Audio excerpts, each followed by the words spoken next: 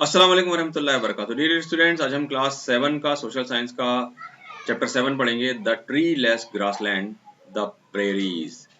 Tree less माने जहाँ पेड़ नहीं है, सिर्फ ग्रासलैंड है, घास है, और उसे प्रेरीज कहते हैं। चलिए पढ़ते हैं, इसको समझते हैं। Grassland are windy and partly dry seas of grass. Grassland जो होते हैं ये विंडी और पार्टली ड्राई सूखी घास के जो है ग्रास होते हैं, ड्राई सीज ऑफ ग्रास होते हैं। समुंदर जैसा होता है घास का, बहुत दूर कई किलोमीटर तक। In many areas they separate forest from desert. वो फॉरेस्ट को डेजर्ट से सेपरेट करते हैं। There are very few trees and shrubs in grassland. बहुत ही कम इसमें झाड़ और पौधे होते हैं।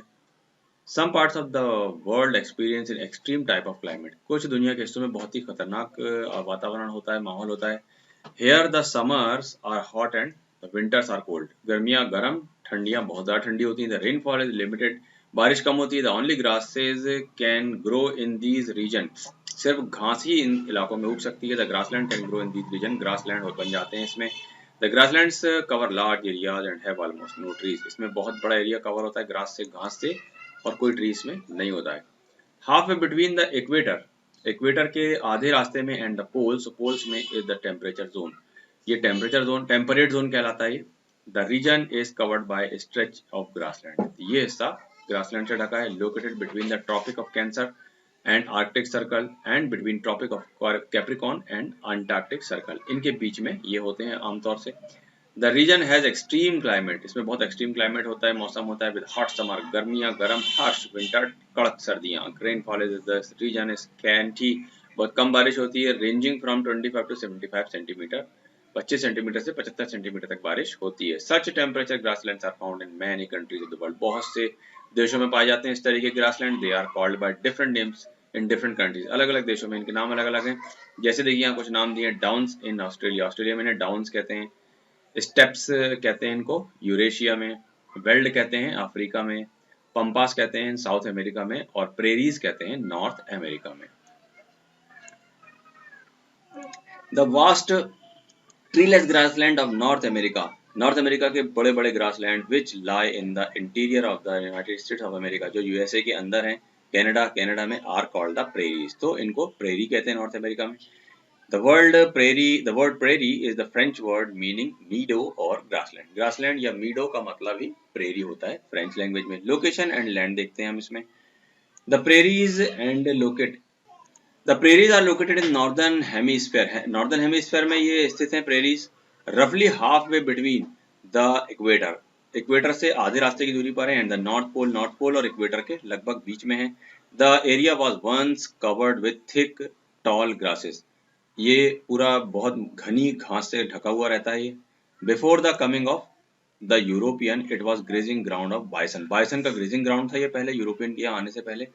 Today it is the biggest farming region of the world. दुनिया का सबसे बड़ा फार्मिंग रीजन है, सबसे ज्यादा खेती होती है यहाँ पर। The Mississippi and the Missouri are two big rivers. यहाँ दो बड़ी मशहूर नदियां, बड़ी नदियां बहती हैं। पास थ्रू द रीजन, इस रीजन से। They provide water for irrigation, सिंचाई के लिए पानी नदियों से मिलता है। क्लाइमेट एंड वेजिटेशन कैसा देखिए यहाँ पर। The prairies have an extreme climate with hot summer, गर्मियाँ गर्म होती हैं, and cold winter, ठंडियाँ ठंडी। They receive moderate rainfall throughout the year। साल भर जो है लगभग एक आमतौर से बारिश होती है, न ज़्यादा न कम। Winter showers are also take place। ठंड में भी कुछ बारिश होती है। You will hardly find a tree here। यहाँ कोई भी ट्री आपको दिखाई नहीं देगा। ये देखिए इस तरीके से कईयों किलोमीटर दूर तक सिर्फ ग्रासलैंड है, कोई भी झाड़ यहाँ नहीं होता है। इस तरीके से such climate is good for growth of grass. घास की को उगाने के लिए बहुत बेहतरीन एटमॉस्फेयर है ये वाला। Water is available in plenty from the Mississippi and Missouri. ये दोनों नदियों से पानी बहुत मिलता है। इकोनॉमिक एक्टिविटीज देखते हैं। European settlers converted this grassland into farmland. European ने आकर इस ग्रासलैंड को, घास के मैदान को बदल दिया खेतों में। Now these fertile plains are extensively cultivated. बहुत जबरदस्त खेती की जाती है यहाँ पर। The main cereal crops grown in the prairies are corn यानी maize, wheat, barley, ray and soya and bean etc. ये सारी फसलें अब यहाँ पर उगाई जाती हैं। Wheat is the main crop। गेहूं सबसे मुख्य फसल। It is produced in large quantity। बहुत ज्यादा उगाया जाता है। That is why the prairies are known as the wheat basket। इसलिए इसे wheat basket कहते हैं of the world। A large amount of surplus wheat is exported to other countries। और बहुत बड़ी मात्रा में दूसरे देशों में गेहूं यहाँ से सप्लाई किया जाता है। नेक्स्ट है देखिए large cattle farms called ranches are looked after by sturdy man called cowboys. बहुत बड़े बड़े जानवरों के यहाँ पर फार्म होते हैं जो मेंटेन करते हैं कौन, काउबॉयज। बाइसन और the American buffalo is most important animal of this region. इस रीजन के ये एनिमल बहुत इंपॉर्टेंट हैं। फिर इसके अलावा रैबिट्स हैं, कोयोट्स हैं, गोफर्स हैं and prairies dogs are also found in this region. इसमें पाए जाते हैं। लाइफ कैसी होती है देखिए यहाँ की, the farms are very large in size. बहुत बड़े बड़े खेत हैं। The farmers along with their families live on the farms. अपनी फैमिलीज के साथ फार्म में रहते हैं। Some workers also live on farm. कुछ वर्कर भी रहते हैं या नौकर। There are separate sheds for cattle. जानवरों के लिए अलग शेड्स होते हैं बड़े बड़े। एंड मशीनरी और मशीनरी भी बहुत होती है इनके पास। Most of the work on the farm such as ploughing, sowing, reaping, threshing and winnowing is done by the large farm machine. बड़ी बड़ी मशीनों के जरिए सारे खेती के काम किए जाते हैं। The surplus production is stored in the silos. जो पूरा फसल उगाई जाती है वो सिलोस में रखी जाती है। The farmers are rich due to large production. बहुत प्रोडक्शन की वजह से यहाँ के फार्मर बहुत अमीर हैं। The hilly areas of western part of the prairies are not suitable for growing crops. जो hilly area पहाड़ी इलाका वो फसल वहाँ नहीं होती है। As the soil is shallow and infertile. जो मिट्टी है उथली और अनउपजाऊ है, बंजर है। And the rainfall is low. बारिश कम होती है। That is why the people in this region rear animals. इसलिए यहाँ के लोग जानवर पालते हैं।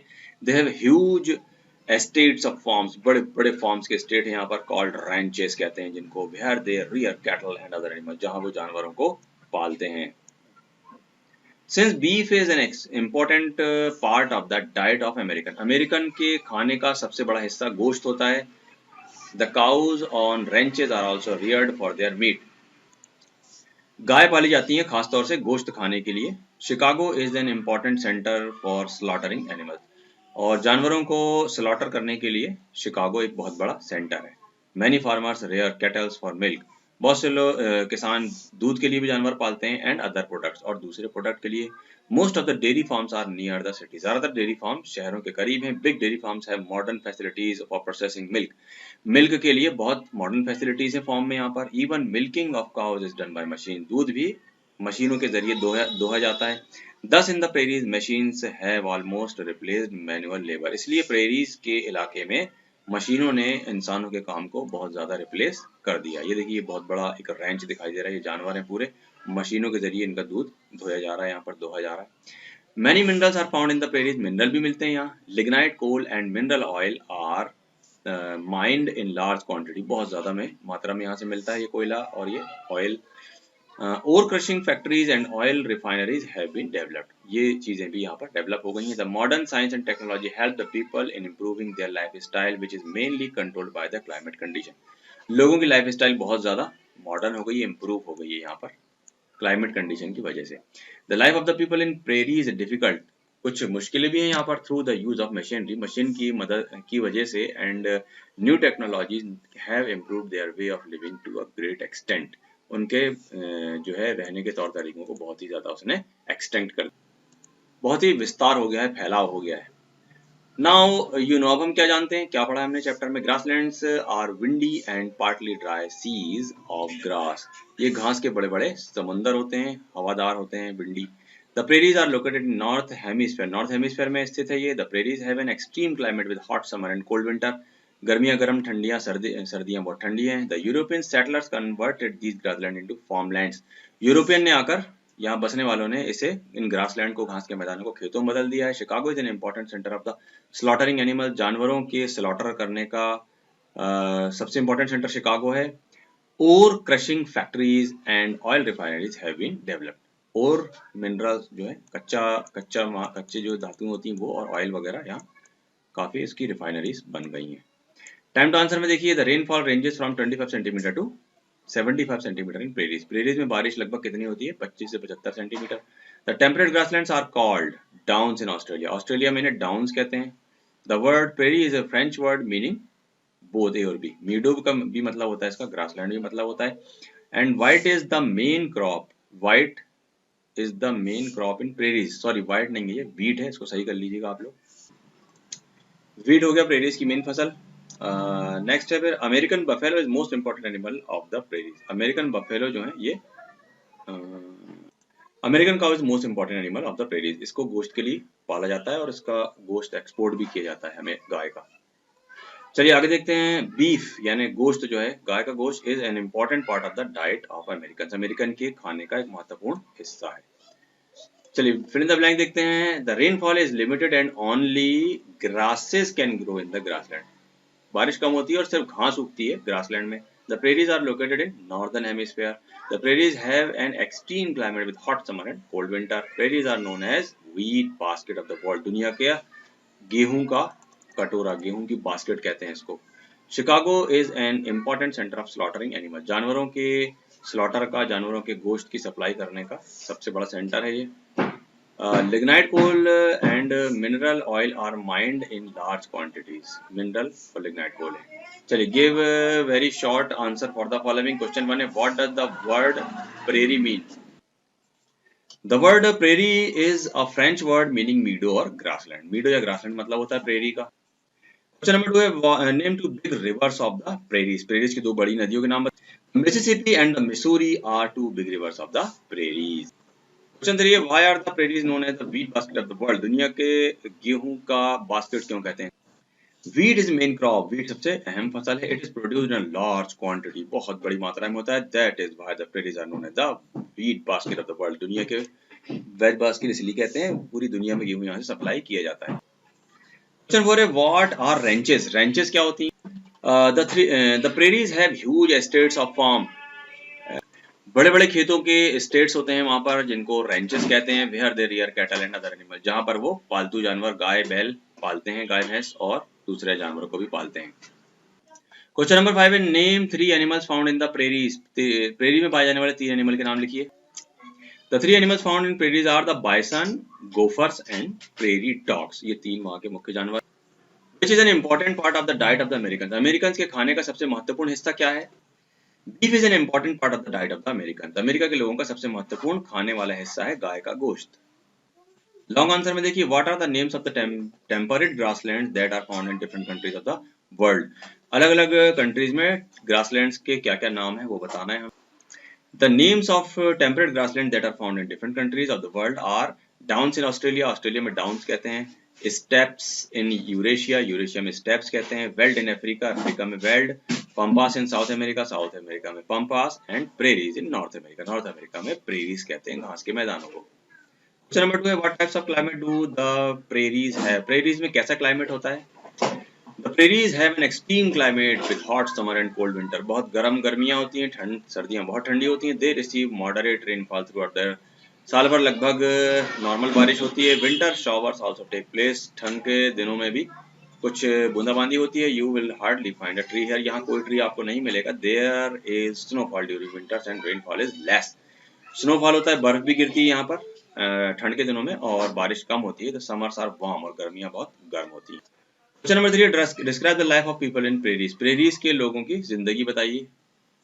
Most of the people work in there very large farm. बड़े बड़े खेतों में काम करते हैं अक्सर लोग। Many farmers rear cattle. अक्सर लोग जानवर पालते हैं फॉर मिल्क, दूध के लिए। एंड अदर प्रोडक्ट्स, और दूसरे प्रोडक्ट्स के लिए। Big dairy farms have modern facilities for processing milk. Milk की प्रोसेसिंग के लिए बड़े बड़े मॉडर्न फैसिलिटी हैं, इक्विपमेंट्स हैं यहाँ पर डेयरीज में। And the modern science and the technology help the people in improving their life style. लोगों की जिंदगी का स्टैंडर्ड बहुत बढ़ गया यहाँ पर साइंस और टेक्नोलॉजी की वजह से। क्वेश्चन 4 है how had the people improve their life style in prairies. Prairies में लोगों ने अपनी लाइफ स्टाइल को कैसे इम्प्रूव किया है। Modern science and technology help the people to improving their life style which is mainly controlled by the climate condition. Science technology ने life style को बहुत इम्प्रूव कर दिया है, बट ये फिर भी क्लाइमेट की कंडीशन से कंट्रोल रहते हैं। फर्स्ट क्वेश्चन में देखिए what is the importance of Chicago for the hilly areas of the western part of the prairies. Chicago का इंपॉर्टेंस है।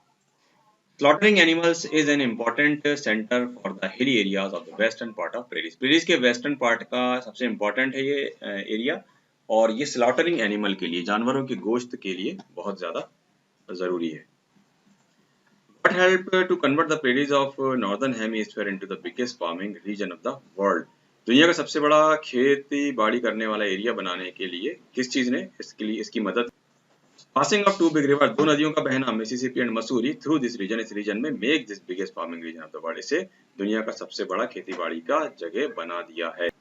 थिंग्स टू डू देखिए कुछ काम यहाँ के प्रोजेक्ट वर्क है यहाँ पर। Take a map of the world, दुनिया का नक्शा लीजिए। Mark the major temperate grassland of the world, दुनिया की जो खास ग्रासलैंड है उनको मार्क कीजिए।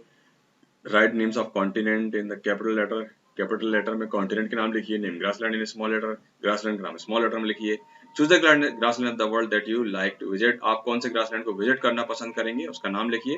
And collect the pictures and facts about area, उस एरिया के बारे में पिक्चर और फैक्ट कलेक्ट कीजिए। इंक्लूड क्लाइमेट, कैसा है वहाँ का, क्लोथ्स कपड़े कैसे हैं, प्लेस टू सी देखने के लायक जगह कौन सी है, एनिमल जानवर कौन कौन से हैं, प्लांट कौन से हैं और इंडस्ट्री कौन कौन सी है। ये चैप्टर अब आपका यहाँ पर एंड होता है।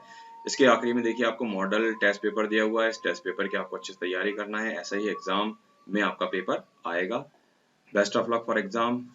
अस्सलाम वालेकुम वरहमतुल्लाहि वबरकातुहू।